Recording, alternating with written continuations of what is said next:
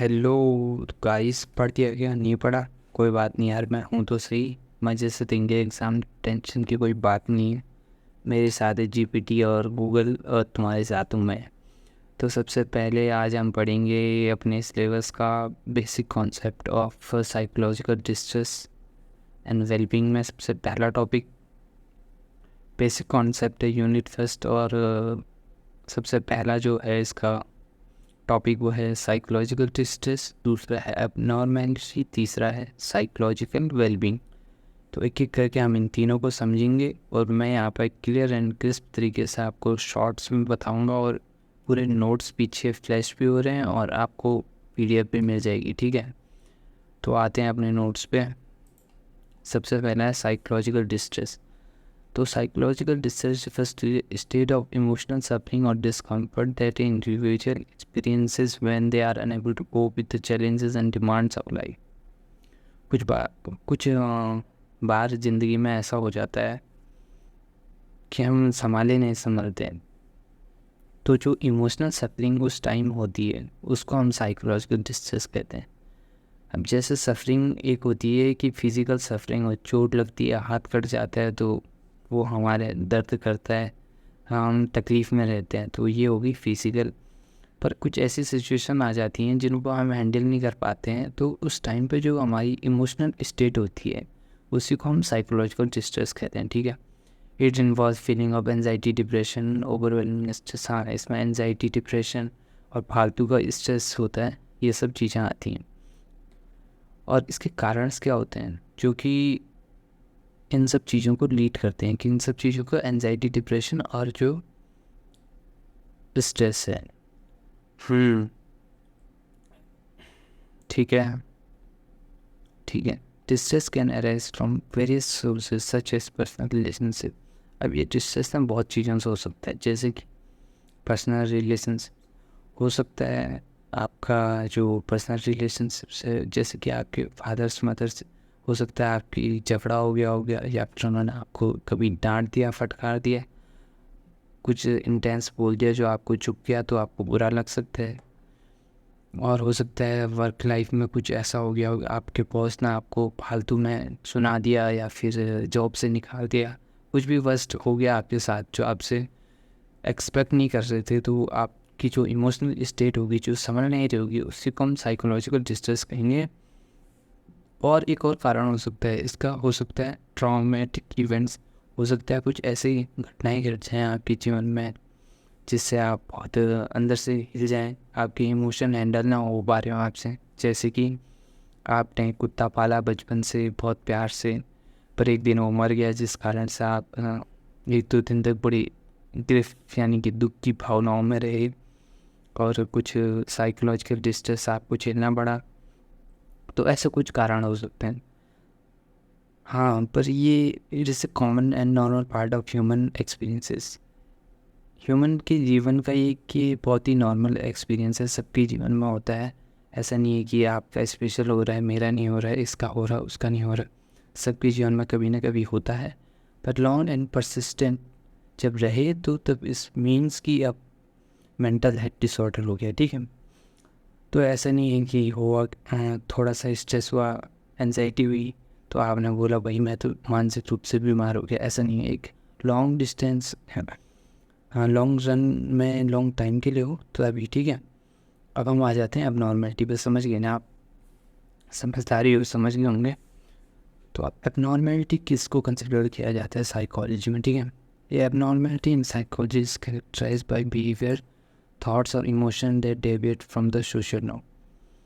कुछ ऐसे हमारी बिहेवियर, थॉट्स और इमोशन जो कि सोसाइटी के नॉर्म्स से मैच नहीं करते हैं, उनसे अलग हैं, उसको यहाँ पे हम क्या कह रहे हैं? Abnormality. It involves pattern of functioning that are considered atypically or dysfunctional, leads to impairment in daily life. कुछ ऐसी चीज़ें हैं जो कि सोसाइटी में एक्सेप्टेड नहीं है नॉर्म्स के अकॉर्डिंग। उन चीज़ों को हम क्या करते हैं यहाँ पे, जो हमारी डे टू लाइफ में पेयर नहीं होते हैं, मैच नहीं करते हैं, तो उसको हम एबनॉर्मल बिहेवियर कहते हैं। The concept of abnormality is subjective and culturally influence is could may be considered abnormal in one culture might be normal in another. अब ये क्या होता है ना, कॉन्सेप्ट ऑफ एबनॉर्मेलिटी बहुत ही सब्जेक्टिव टॉपिक है. किसी के लिए कुछ एबनॉर्मल है, किसी के लिए कुछ एबनॉर्मल है.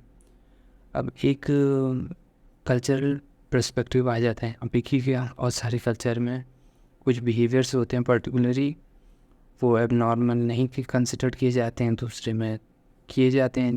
फॉर एग्ज़ाम्पल एक ट्राइब है, उसमें ऐसा है कि उनको शेर के दांत लेके आने पड़ते हैं बहुत सारे. तो जिसके पास ज़्यादा दांत होते हैं तो वो शादी कर लेता है, ऐसा कुछ है. तो फिर हम देखेंगे तो ये तो हमें बहुत एबनॉर्मल लगेगा. हम बोलेंगे कि आप पागल हैं, ऐसा क्यों कर रहे हैं, शादी तो करनी है, किसी से भी कर लो, दूसरे तरीके से कर लो, ये शेरों को मारने की क्या ज़रूरत है. तो हमारे लिए अब नॉर्मल हो गया, पर उस ट्राइबल के लिए वो नॉर्मल बिहेवियर कंसिडर किया जाएगा. ठीक है, पर psychologist often use criteria such as statistical rarity or societal norms and impairments to determine whether a behavior or mental state can be labeled abnormal. पर जो साइकोलॉजिस्ट हैं वो कुछ और क्राइटेरियाज को यूज़ करते हैं जिनसे वो ऐसा पता करते हैं कि ये लोग नॉर्मल हैं कि नहीं हैं. तो तीसरी हम चलो ये भी हो गया एबनॉर्मेलिटी हमारा कि जो सोशल जो हमारे नॉर्म्स हैं उससे अगर हम कुछ हटके कुछ अलग देखते हैं तो हम उसको एबनॉर्मल की कैटेगरी में डाल देते हैं. पर कुछ कल्चरल्स में ऐसा नहीं हो पाता है, इतनी आसानी से क्लासीफाई नहीं होता, क्योंकि साइकोलॉजी वहाँ पे कुछ डिफरेंट हो जाती हैं. अब तीसरा हमारा टॉपिक आ गया psychological wellbeing. Psychological wellbeing encompasses the overall mental health and positive functioning of an individual. अब वेलबींग में क्या आ जाता है ना, हमारी जो पूरी पॉजिटिव क्या है फंक्शनिंग है लाइफ की. ठीक है, जैसी चलनी चाहिए. सबसे पहले हमने पढ़ा डिस्ट्रेस, उसके बाद पढ़ा हमने एबनॉर्मेलिटी, अब पढ़ रहे हैं वेलबींग. ठीक है, psychological wellbeing encompasses the overall mental health and positive functioning of an individual. It goes beyond the absence of psychological distress and involves a sense of fulfillment. सिर्फ ऐसा ही नहीं है कि साइकोलॉजिकल वेलबींग का मतलब सिर्फ इतना नहीं है कि साइकोलॉजिकल डिस्ट्रेस नहीं है, ये उससे आगे बढ़ गया है कि हम एक फुलफिल्ड लाइफ जिए, मानसिक रूप से स्वस्थ रहें और एक पर्पसफुल फुलफिल्ड लाइफ जिए. यही साइकोलॉजिकल वेलबींग का मतलब है. ठीक है, सेटिस्फैक्ट्री कई लोग होते हैं जिनकी लाइफ सेटिस्फैक्ट्री नहीं होती है, भले उनको ऐसा कोई मानसिक तनाव नहीं है पर सेटिस्फेक्शन नहीं है, पर्पस नहीं है लाइफ में, फुलफिलमेंट नहीं है, तो वो सब की ओर ध्यान कौन देगा, साइकोलॉजिकल वेलबींग की मदद से हम देंगे. Wellbeing include aspect such as positive emotion. Wellbeing के अंदर हमारे पॉजिटिव इमोशंस आ जाते हैं, पर्सनल ग्रोथ आ जाती हैं, मीनिंगफुल रिलेशंस आ जाते हैं, as a sense of autonomy, और खुद की एक ऑटोनॉमी वाली जो सेंस है वो भी आ जाता है. It is an holistic concept that considered an individual's subjective experience of happiness and fulfillment, emphasizing the importance of both hedonic, pleasure-oriented or eudaimonic, meaning-oriented aspects of life. इस कॉन्सेप्ट के अंदर ना बोथ आ जाते हैं, हेडोनिक और इडोनिक, यानी कि pleasure oriented भी आ जाता है और मीनिंग ओरिएंटेड भी आ जाता है. ठीक है, it is the holistic concept that considered an individual's subjective experiences. एक आदमी के जो subjective experiences होते हैं जिनके बेसिस पर वो प्लेजर को और क्या करता है मीनिंग्स को डिराइव करता है, ये सब चीज़ें आ जाती हैं इसमें. तो गाइस ये थी हमारी पहली यूनिट जिसमें मैंने आपको समझाया साइकोलॉजिकल वेलबींग, एबनॉर्मेलिटी और साइकोलॉजिकल डिस्ट्रेस. ये तीन चीज़ें हमने कवर करी शॉर्ट में, और इसके बुलेट पॉइंट्स मैं आपको बता देता हूँ. सबसे पहले हमने क्या पढ़ा, साइकोलॉजिकल डिस्ट्रेस में हमने पढ़ा कि coping challenges lead to emotional turmoil. जीवन में कुछ ऐसी परिस्थितियाँ आ जाती हैं जिसको हम सह नहीं पाते हैं, कोप नहीं कर पाते हैं, तो उसको हमने बोला डिस्ट्रेस है. इसके कारण इसमें होता है मेंटल स्ट्रेस होता है और डिप्रेशन होता है, ये एंजाइटी होती है. ठीक है, इसके बहुत सारे सोर्स होते हैं, इंटरपर्सनल कॉन्फ्लिक्ट और ट्रॉमेटिक इवेंट हो सकता है, ठीक है, और ड्यूरेशन बहुत टाइम के लिए हो, इंटेंसिटी हाई हो, डेली लाइफ फंक्शन नहीं कर पा रही अच्छे से, तो इसका मतलब क्या है, वो डिस्ट्रेस है। अर्ली आइडेंटिफिकेशन इसका ज़रूरी है। अब हमने एबनॉर्मलिटी में क्या पढ़ा, explore deviation from the norms. जो सोसाइटी के नॉर्म्स हैं उससे अगर कुछ अलग होता है, डेविएशन होता है, यानी कि भटकाव होता है बिहेवियर में, तो हम उसको एबनॉर्मलिटी कहेंगे।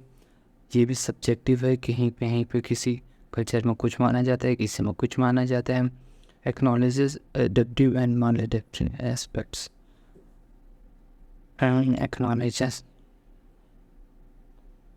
इसमें कुछ और भी आ जाती हैं चीज़ें, जैसे nuanced and culturally sensitive approaches to mental health assessments and psychological wellbeing में हमने पढ़ा holistic focus on mental health, यानी कि जो हमारी मेंटल हेल्थ है वो पॉजिटिव हो। ऐसा नहीं कि साइकोलॉजिकल डिस्ट्रेस नहीं है तो सब ठीक है, मतलब उससे बढ़ के आगे कुछ हो, जैसे कि पॉजिटिव इमोशन, रिलेशनशिप्स हो और पर्पसफुल लाइफ हो। Emphasis both pleasure oriented and meaning oriented aspects, इसमें दोनों एस्पेक्ट्स आ जाते हैं, जैसे कि प्लेजर ओरिएंटेड और meaning oriented aspects. Ongoing self reflection and adaptive for cultivation, self reflection जिससे हम अपनी पर्सनल ग्रोथ बढ़ा सकते हैं, और resilience, positive relationship, autonomy and purpose, significance, high wellbeing, ये सब चीज़ें एक साइकोलॉजिकल वेलबींग के अंदर आती हैं जो हमें बहुत ज़रूरी है एक पॉजिटिव लाइफ को जीने के लिए। तो गाइस, उम्मीद करता हूँ आज का वीडियो आपको पसंद आया होगा और आपने कुछ ना कुछ सीखा होगा। तो ये वीडियो मैंने अपने साथियों के लिए बनाया है, तो कमेंट्स में लिख देना, ठीक है, और नोट्स में तो मैं दे ही दूँगा। बाय।